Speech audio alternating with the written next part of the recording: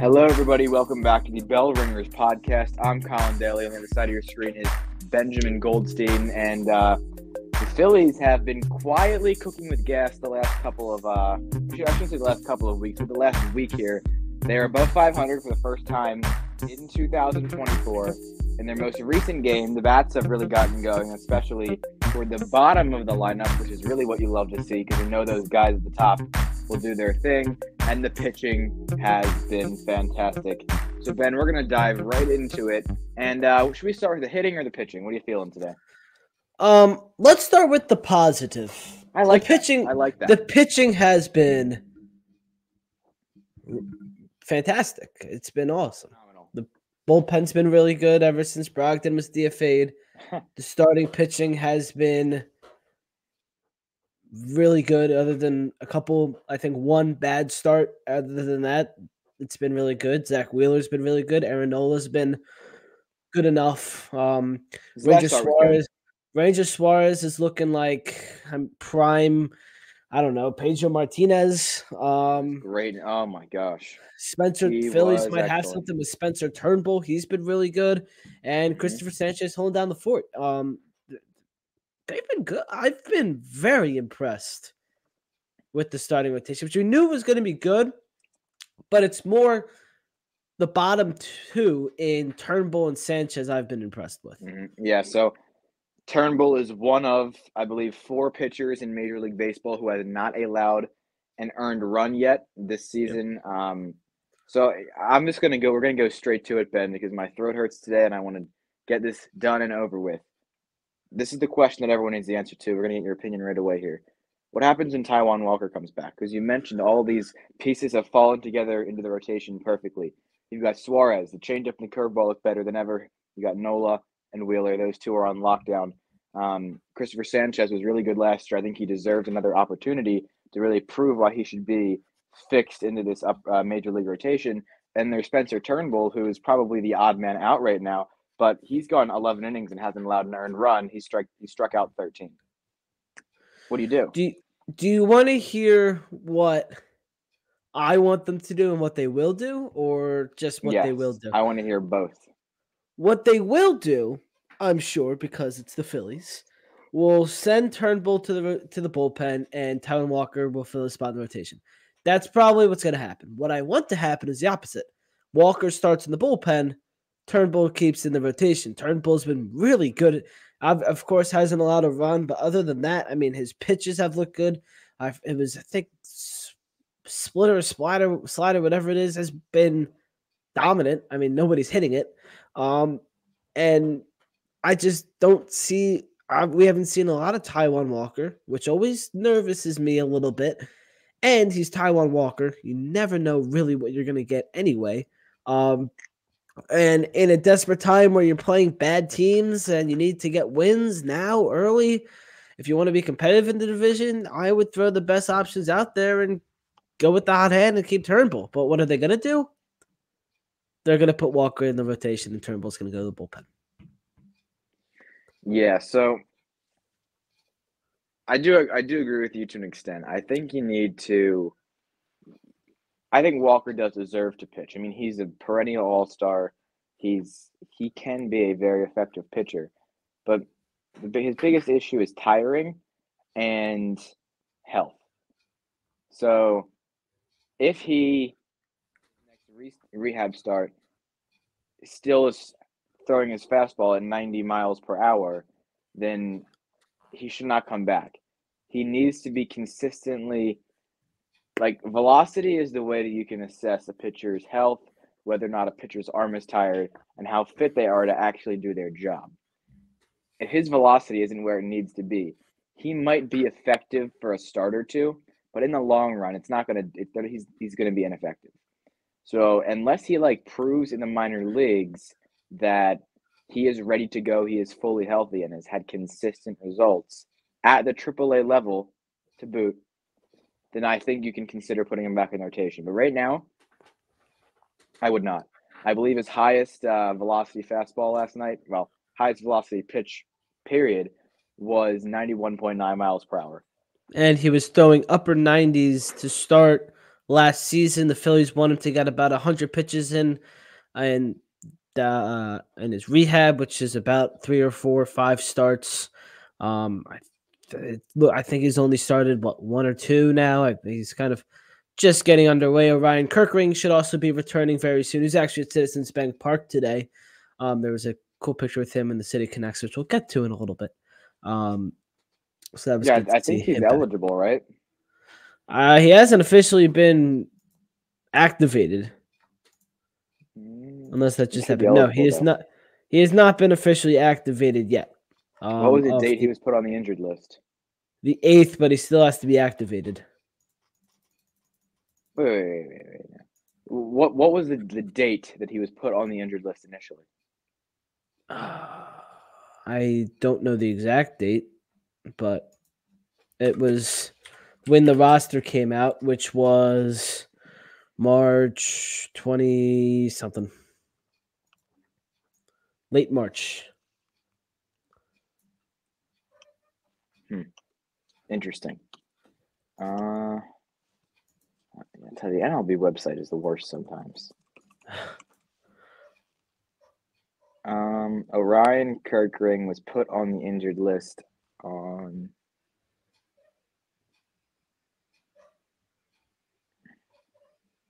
March 28th. So yeah, he is eligible to come off the IL. Will they do it? But I think it makes sense to bolster the Phillies bullpen. There are probably a hole or two that could be filled out there. And I mean, what we've seen from footage in his AAA rehab assignment is that he has been dirty. I believe he has bounced around a little bit. He went to Lehigh Valley. He was originally in Lehigh Valley, and then it was raining, so they sent him to Clearwater.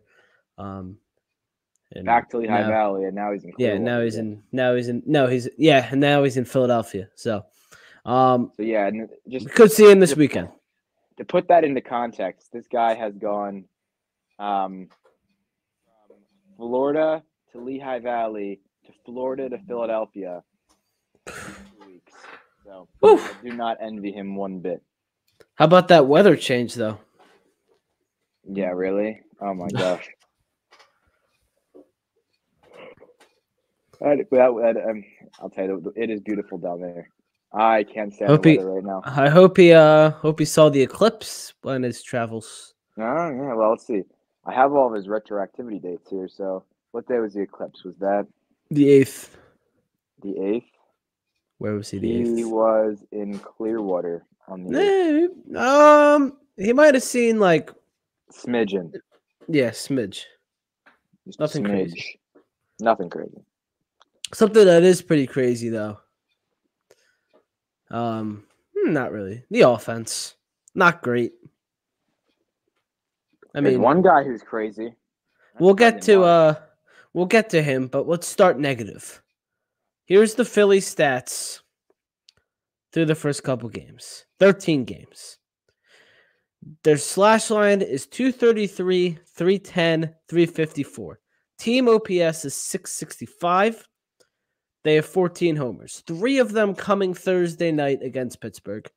Thank you to Howard Eskin, who asked Rob Thompson when this team would start to slug and if they will. Thompson said, you obviously haven't been watching the games if you don't think they're going to slug. And they slugged. So thanks to Howard Eskin for reigniting the Phils. But they've kind of been a little bit – they've been early season Phillies offense, especially the top 3 in the order. Well, yeah, that's been a tricky situation too because you got Kyle Schwarber up there who he's had a bit of an out-of-character season. Obviously, he's not even close to the same player he was last year. He went through some physical changes during the offseason. He's got a bit better of a two-strike approach now. He's running a lot better. I do almost wonder if he saw the move to DH as almost like a slap to the face. I think it's helping. I think that's the reason why he's quicker and he's skinnier and he's better to work on his hitting because he doesn't have to worry about playing the outfield. It improves other aspects of his game that he hasn't been able to work on, and I think that the change to DH has certainly opened those aspects for Schwarber. But 2 home runs, 11 hits. He's had a lot of singles. He's batting 212. His on base percentage is 293. OPS 620. Still a lot of strikeouts. His strikeout percentage, I don't know what it is. He struck out. MLB.com is the worst.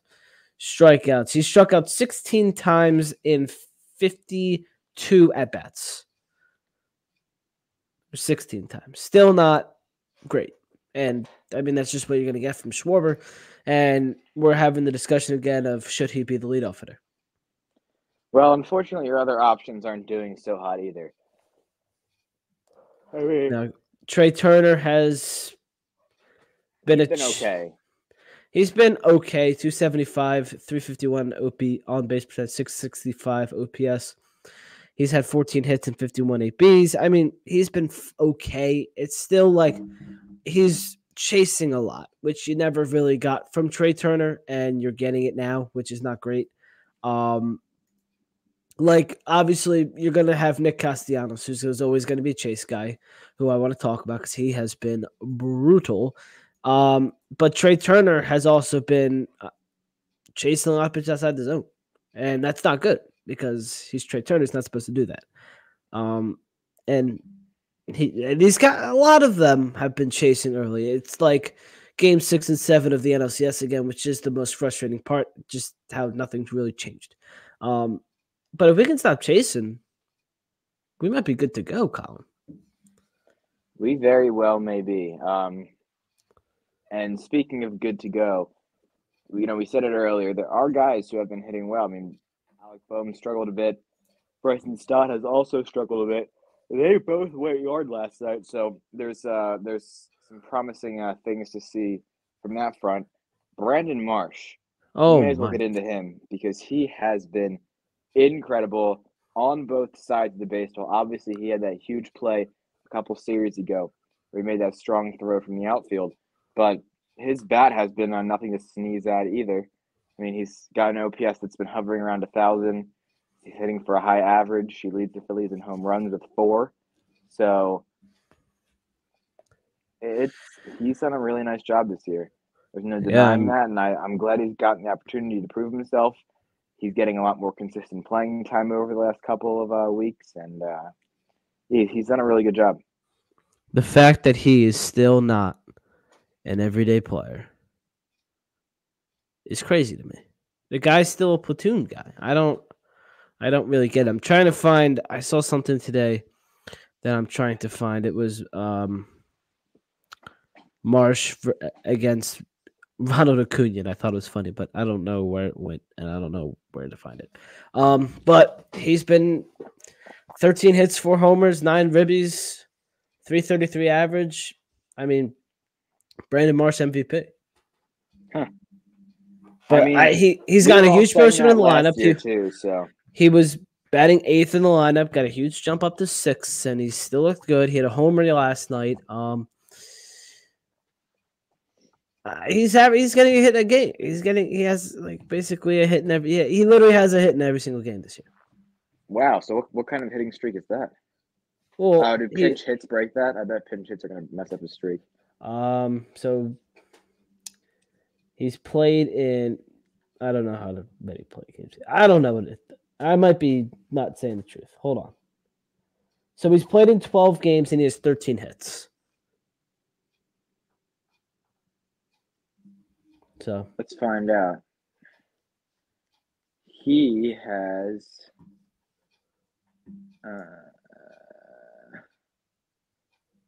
anyway, good for Marsh. Another outfielder that we had our eyes on. He's hitting 5 of the last 6 games. There you go. 5 of the last 6. Yeah, and really, it's been 5, 7, 8. I think every game that he has started, he's gotten a hit in. There you go. Because on March 31st, he went 0 for 2 against Atlanta. He didn't start that game. Because that was the game where he came in. He only started one game against the Braves, right? The Yeah, it first was one. opening day. Yeah. He went 0 for 2 at Washington. He might have started on April 5th. He had a walk, a strikeout, and then some sort of other out because he was 0 for 2. Oh, yeah, he did. Okay, so there was one game that he started and did not get a hit, but he had an RBI and a sac fly. So Still pretty good. the point here that we're trying to make is that he has been productive whenever he's in the lineup, regardless of who he's facing, where he is, and where he's hitting in the lineup. And that's a super valuable tool to have on a team. So what he's been something doing that's cannot be overlooked. something that's not valuable is Johan Rojas right now. Oh, 161, OPS of 429. He has 5 hits and 31 ABs. On Friday he will be out of the lineup for the second straight day. He will start on Saturday. What are you seeing from him? And how much longer can you take this for? Doesn't look like very long. yeah, I'm gonna have to agree. I'm a huge Johan Rojas fan. I've said that for over 2 years. I've been on Philly Sports Reports, and he has really emerged as a top prospect. I've One of our very beginning episodes of the podcast, we welcomed Alex Carr, then member of Sports Illustrated, and we were praising Rojas to death. And I do think that he has it in him. I really do. He's got very, very good bat to ball skills. His speed, his defense, both are arguably the best in major league, but the best in professional baseball. But unfortunately, he is struggling with the breaking ball and the high velocity at the major league level. And you can get away with struggling at one of the two because you're not going to get thrown only one type of pitch. But if you're struggling to hit high velocity fastballs, then you're going to swing right through a slider that starts in the corner of the zone and then drops down to your feet. You can't be an effective major league player. And at the end of the day, he needs work. He needs work consistently, and it can be the major league level or the minor league level. I don't usually say this, but it is April. I'm not going to stress about Johan Rojas batting ninth. However, I am going to stress if he's playing 2 baseball games a week and sitting on the bench for the rest. If you're going to do that, send him down to Lehigh Valley, let him get reps. Yeah, and I've been saying it for a while. If he's going to play bad and if he's not going to play, you can't let a 23-year-old with a lot of potential rot. Correct. And hopefully that's not what's happening. Maybe when Orion Kirkring is activated this weekend, Rojas is sent down. We'll see what happens. I don't know what the timeline is with Rojas. I don't know really. That's not possible unless they make a corresponding move because you can't have more than I think it's 13 pitchers in your bullpen. All right. Well, they'll send pitching staff. They can yeah, send. you're right. They can send Pinto down too because he's not really playing either. He's the man though. Pinto in his 2 appearances, he's looked good. Especially in that first one against the Braves when he got there in the 4th inning. But a lot of problems with Rojas. He's been chasing 2. It's just like everything they asked him to work on this offseason. You know what happened? Here's what happened. This is like partially a joke, but I feel like there could be some truth to this. I obviously don't know the situation. He was so focused on weightlifting and getting stronger, he forgot to hit. It's possible. Because he went out there last year and hit 300 during the regular season. And the coaches probably told him, you can hit, you got to get stronger. More exit velocity, more doubles, more triples, more home runs, and increases your OPS. But baseball is not a game that it's not like riding a bike. You learn it, you have to sustain it. He learned it, and he is really good at it. I mean, there's no denying that Johan Rojas has innate talent that just cannot be taught, regardless of how you go about doing it. But it's not a game where you learn by repetition. It's not a game where you can get away with doing something once and then expecting to be good at it and bolstering your performance by doing something else. He's got to hit. And this all ties back to the thing that you were talking about with letting him rot on the bench. It doesn't make sense. All you're doing is causing more problems, right? It's spreading. That's what's happening. It's not good, Colin. No, he's got to play. I don't care where, but he's got to play. Speaking of play, someone that's been playing bad. Your boy Nick Castellanos. 152 batting average. It's worse than Johan Rojas's average. His on-base percentage is 5 points lower than Rojas, and his OPS is 27 points lower than Rojas. He has 7 hits this season. He reached out an error last night. He doesn't have any homers. He's been horrible. He has been absolutely horrible. His defense has not looked good. He blamed it on the new out-of-town scoreboard, which I'm just kind of forget that happened. But Nick Castellanos has been one of the worst pitchers in the major leagues to start, and it just feels like nobody is talking about it. No one is talking about it. And, when you're dealing here with Nick Castellanos, got to give the guy a chance. I mean, he has been a very, very good player for a good amount of time, right? He was an all-star last year. But there does come a point where worry begins to stack up on itself.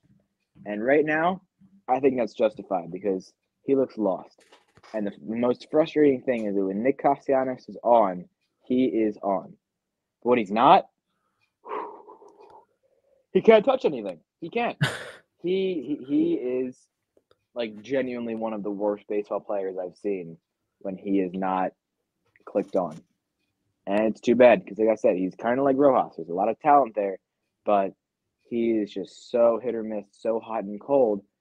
It's not practical to have him have. And I mean, I know they have to have him in there. We're not getting rid of Castellanos, nor should we get rid of Castellanos. But something's going to have to change because they cannot be successful with a 6 or 7 hole hitter that can't do the hitting thing. It's kind of an important part of an important. You want to know how to on offense.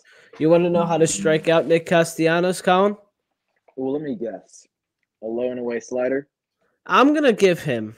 My slider doesn't have a lot of movement, but if I were to face Nick Castellanos, I would throw 3 straight low and away sliders, and he'd probably swing at all of them and miss at all of them, unless I hang one like I usually do.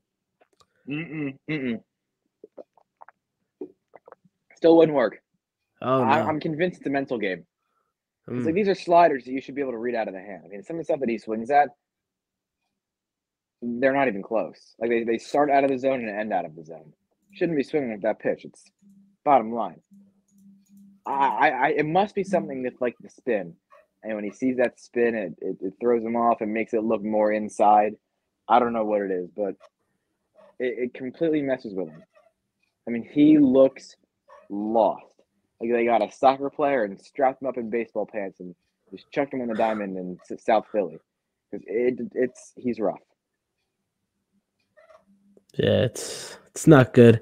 I also want to really quickly touch on Bryce Harper. He had that 3 home run game against Cincinnati. Ever since then, he's been horrible. He's batting 196 with a 288 on base percentage. Of course, I think his bat has a lot to do with it. But his back, not his bat. His back has a lot to do with it. He didn't really have a spring training. But outside of that 3 home run game, I'm starting to get a little concerned with Bryce Harper. Yeah, so if you look at his numbers this season, yes, he had that huge game against the Reds, was it? Yes. If that game did not happen, Harper would have 6 hits in 46 at-bats. For those of you guys out there who are not the most math savvy and don't know how calculators work, that is a 130 batting average. That's worse than Johan Rojas and Nick Castellanos. That'd be the worst batting average on the team, other than maybe Whit Merrifield, who can't hit the ball. Well, yeah, but he's not so. He hasn't had as many opportunities to hit the ball. Harper has played every single game but one, so there is definitely some concern there. And yes, it does come down to his back. He's never been a strong spring training player. I know that he'll turn it around, but it's frustrating. I mean, Harper is who I'm the least concerned with, mainly because and Harper is a guy who you might argue should be the most concerned with because there is an injury there, and he is the player on our team who produces the most. Without Harper, the Phillies aren't a playoff team. They don't have the vibes for it. They don't have the talent for it. So Vibes. Harper, they might have the talent, but they definitely don't have the vibes. The vibes Vibes are are most talent. important. The vibes are talent inducing. So you got to have those. But no, Harper I'm not worried about because he's never been a super strong spring training player, and now he's playing his version of spring training against all major league players. So it's different for him. However, I do realize that if there were an underlying injury there, I don't think that Harper would be playing through it if he was hitting 196, because Harper is a player that doesn't want to let down his city. But if he isn't performing to the best of his ability because someone is hindering, or not, I shouldn't say someone, but something, or himself is hindering him to do so, he will sideline himself for the betterment of the team. So I do think it's just a short matter of time until Harper turns it around. You can only hope. Yeah, really. And I didn't really get to hear your opinions on what I'm going to show, but we're done. We're done with the actual baseball. Phillies finished the week 7-6. They lost the first two series 2-1 to the Reds and the Braves, and then have won two straight on the road against Washington and St. Louis. The first time they won, they came out of their first road trip with a winning record since 2011, so good for them. Hopefully they can continue it. Won the first game of the 4-game set against Pittsburgh, and now we are going into game 2 as Colin is asleep. But Colin, the Phillies are debuting their City Connect jerseys Friday night. If you haven't seen them, you are living under a rock, but here they are. You can't miss them. They're so bright. They are very bright. I mean, that's literally all their marketing campaign is. Unapologetically Philly. Yeah, I still don't understand that. Where is unapologetically coming Is that a from? word? First of all, who is making me say that? My mouth doesn't have room for that many syllables in it. I can barely fit my daily sandwich in there. So it's a new dawn. They're lighting them up. So it's the light blue jersey going to the navy pants. The hat I love. The hat is nice. The hat is the very nice. I think everything is cool, but the uniform itself. Let me get a closer look. You know, this is pathetic because I have these in my home screen, and I feel like I still need to look at them. Oh, you have them as your home screen? I do. Here you go.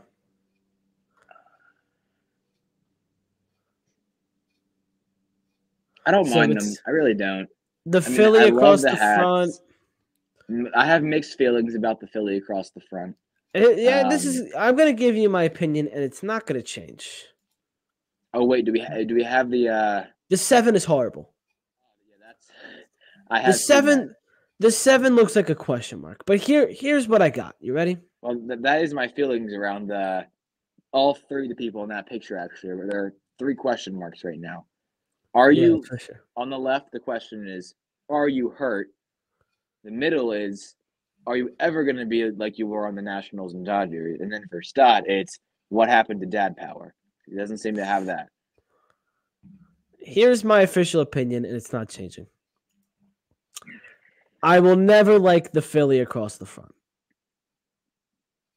It's not. The Phillies have had curly text throughout their entire existence, and that is not curly. No, it's actually the opposite of curly. It's as slashy and boxy as possible.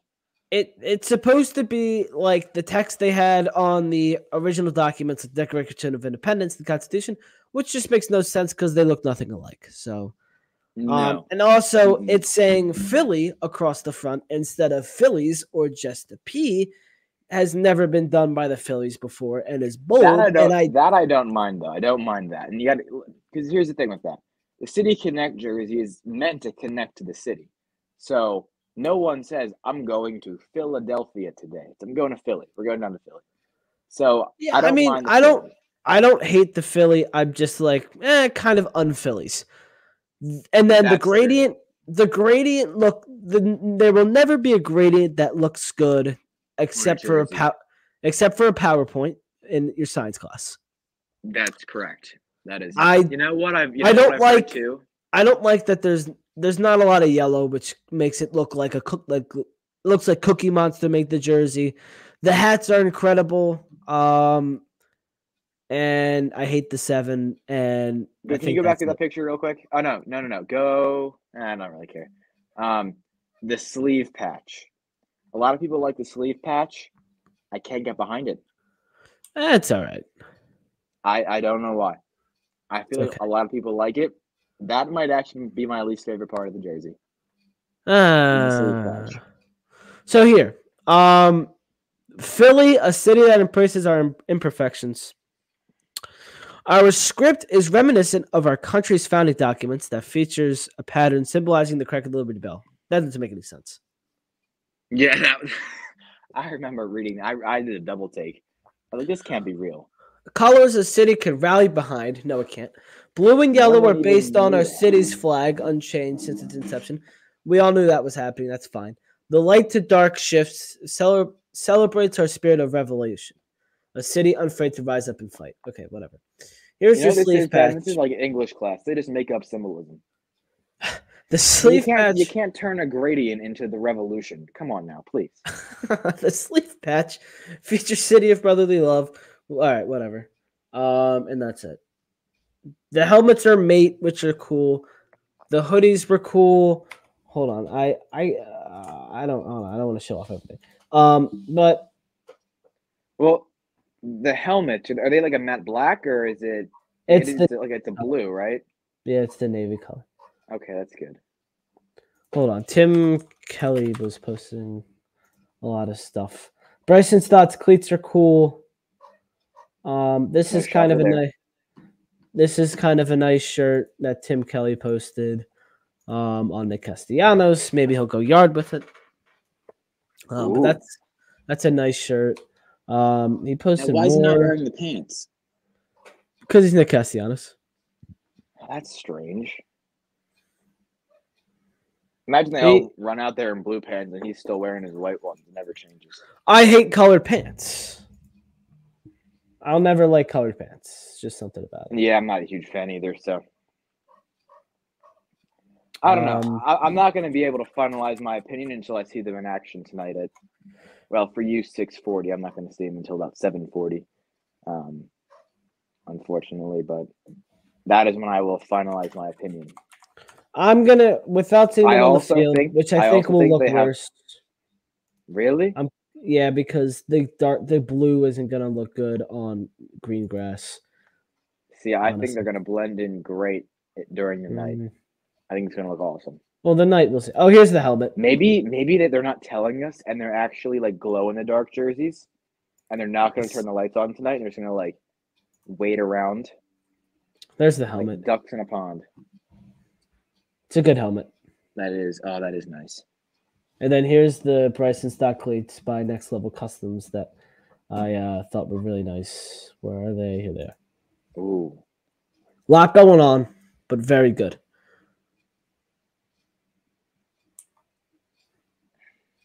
So Certainly, is that a SEPTA train and a hoagie? That's a cheesesteak, bro.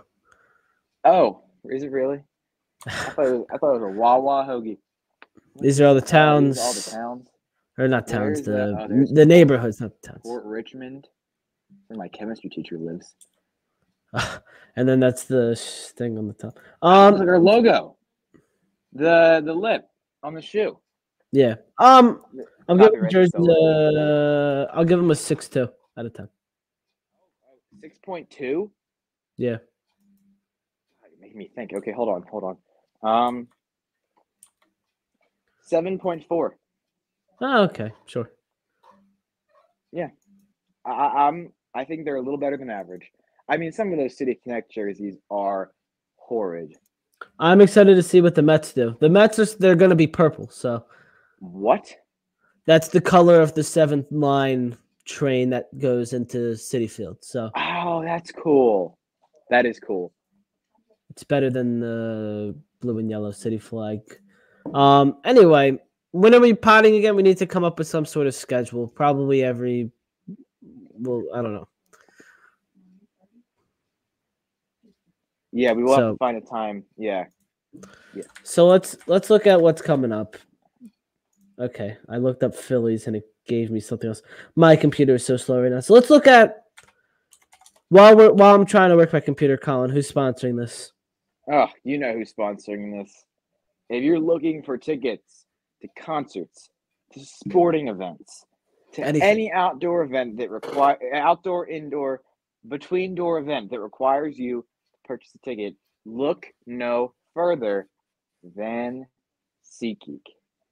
SeatGeek is the most efficient way to buy a ticket to any event that you're going to. I'll tell you my favorite story to tell about SeatGeek. First time I bought one on SeatGeek, we were going to a Phillies game. It was Phillies versus Giants at Citizens Bank Park. It was so easy. I got them for so cheap because I used the discount that Philly Sports Reports have. You can see it. It's right below me right now. Philly Sports Report. We're going to hold that S. Hold it. Get that S. Put it in your sweatshirt pocket. You know, the nice horizontal pocket you got at the bottom of sweatshirts? Put it in there. You're going to bundle it up. We're not going to take it back out. We're holding that S. It's Philly Sports Report. You'll get $20 off your first purchase under that email that you sign up with, and you're going to save a butt ton of money. First time I got these, people I was going to the game with, they didn't believe me. And I said, oh, yeah, we're sitting in the 200 levels. I need $30 from each of you. They were like, huh, that's ridiculous. How much do you actually need? Nope, $30. That was it. Use SeatGeek, folks. You're not going to regret it. Use SeatGeek. Link in the description. Link in the description of the YouTube video. If not, then if you're listening, then go to SeatGeek, download the app, Philly Sports Report. 4-game series against the Pirates, Colin. They won. Phillies won game 1. Games 3 throughout the weekend, and then it's a 3-game set against your Colorado Rockies at home, and then the 10-game homestand rounds out with the weekend series against the Chicago White Sox. It's a very easy week after the Pirates series. So we'll count in the 1-0 part of our thing. What do the Phillies go in the stretch?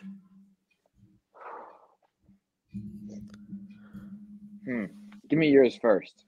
So I think they lose 1 in the Pirates series and win the series. I think. Wow, they go 3-1. I think they go 3-4, 3 or 4 in that. So 3-1.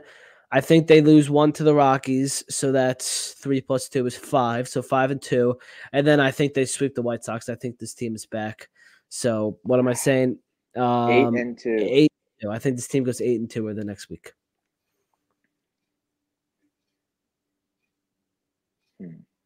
What are you saying? 5-5. No. I mean, this team could be really frustrating right now, and I could be wrong, but I feel like, unlike my usual self, I'm also going to go 8-2. Nice. I know. Now I do have them getting there a little differently. I think they're going to split with the Pirates, and they're going to sweep out the next 2. I mean, those are 2 of the worst teams in baseball. So I can see a sweep. I can. Pirates are sneakily good. I will take a series split with the Pirates, and I'll die on this hill. I mean, I know their record's good, and they're anticipated to fall off, but Pirates are good. Mm-hmm. Pirates are good. Pirates will be a top team in the National League. The Pirates always start the season well and then fall apart, so that'll probably happen this year. That's it from us. We both have the Phillies going 8-2. We'll see you next week. Maybe we'll figure it out. Thank you everybody for watching and listening. Subscribe, follow, Twitter, Instagram, Facebook, whatever. Follow us, follow Bellringers. Subscribe, like. Go Phillies. Rate us on the podcast apps and listen to everything else we have. Thank you everybody for watching and listening. Go Phillies.